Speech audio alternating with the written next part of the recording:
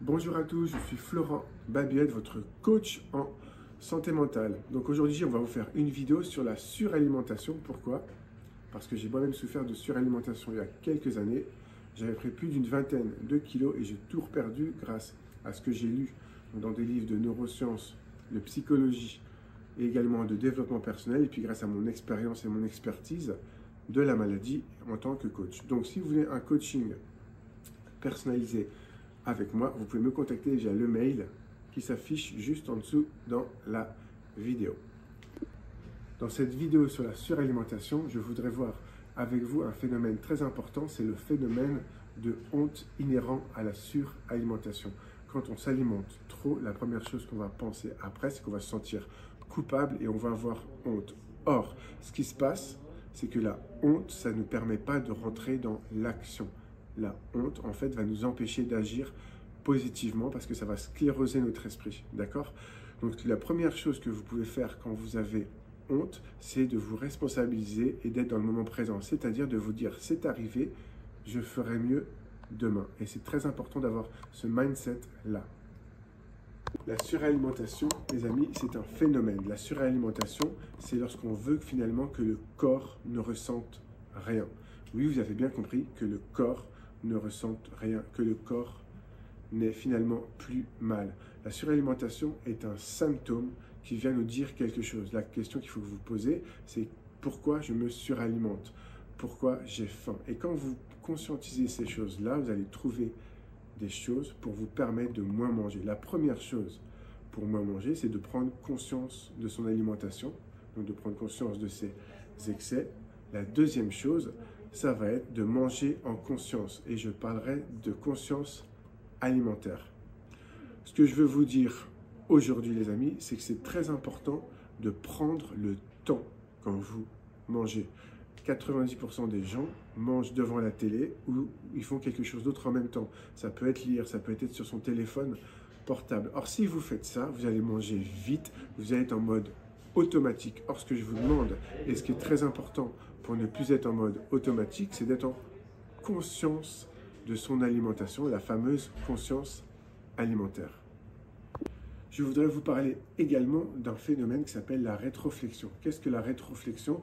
C'est lorsque l'on tourne l'énergie vers soi. Quand on se suralimente, c'est un phénomène de rétroflexion, c'est-à-dire que l'énergie normalement doit venir plus de l'intérieur que de l'extérieur. Vous allez me dire, c'est un équilibre entre les deux à trouver et je vais être tout à fait d'accord avec vous. Le problème, c'est lorsqu'il y a un déséquilibre, lorsqu'on a plus besoin d'énergie venant de l'extérieur que de l'énergie venant de l'intérieur. Il faut transformer lorsqu'on a une suralimentation, lorsqu'on se suralimente, lorsqu'on fait des crises de boulimie, par exemple, il va falloir transformer la culpabilité que vous allez avoir après avoir trop mangé en responsabilité. Alors comment on fait? On va se dire, ok, j'ai trop mangé aujourd'hui, demain sera un jour meilleur. C'est la meilleure chose à faire. Si vous vous culpabilisez trop, vous risquez de remanger encore plus le lendemain. Dans cette vidéo, on a beaucoup parlé de conscience alimentaire et je vais encore vous expliquer pourquoi, parce que c'est vraiment très important de prêter conscience à son corps. Quand vous avez une envie presque boulimique de manger, pour faire descendre la charge mentale, vous pouvez inspirer 4 fois profondément et lentement et expirer 4 fois lentement et profondément. Donc, je vais vous montrer comment on inspire et comment on expire profondément.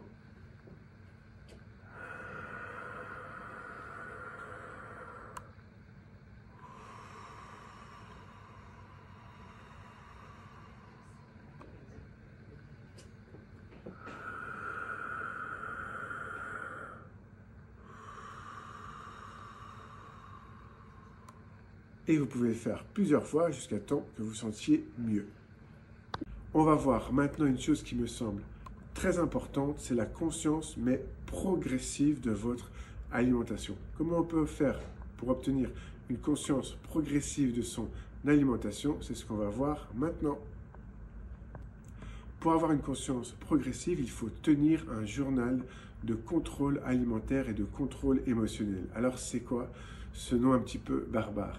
En fait, tenir un journal de contrôle alimentaire, ça va être par exemple, vous observez qu'un jour vous avez trop mangé et vous allez imaginer comment vous étiez à ce moment-là, c'est-à-dire est-ce que vous étiez en colère, est-ce qu'il y avait de la tristesse, est-ce qu'il y avait de la fatigue. Et vous allez noter sur votre journal de contrôle alimentaire, tel jour, à telle heure, j'ai mangé trop parce que j'étais en colère, parce que j'étais triste ou parce que j'étais très fatigué. Donc ça va vous permettre de prendre conscience de votre alimentation. En prenant conscience de votre alimentation, votre cerveau va anticiper les prochaines fois où vous aurez envie de trop manger et vous allez trouver des parades. Par exemple, si vous voyez que vous êtes triste, vous pouvez agir sur votre tristesse. Il existe d'ailleurs des vidéos sur ma chaîne YouTube pour se sentir plus heureux dans sa vie de tous les jours. Vous pouvez aussi faire appel à un psychologue, évidemment. Si vous vous sentez en colère, vous pouvez agir sur votre colère. D'accord ? Si vous tenez un journal de contrôle alimentaire, ça va vous permettre de mettre des mots sur des émotions comme la tristesse, la colère, l'anxiété et la fatigue. Pour conclure cette vidéo, je vais vous dire que le but, c'est de passer du mode automatique, où je mange n'importe quoi, n'importe comment, sans conscience, au mode conscient, où je réfléchis à ce que je mange, je prends le temps et je fais un travail sur moi afin d'établir quelles sont les émotions qui me déclenchent la faim. Si vous arrivez à faire ce travail sur vous, ça peut être avec mon aide, évidemment, ça peut être avec un psychologue également, avec un nutritionniste. Là, vous allez beaucoup progresser et c'est ce que je vous souhaite. Voilà pour cette vidéo sur la suralimentation. J'espère qu'elle vous a plu.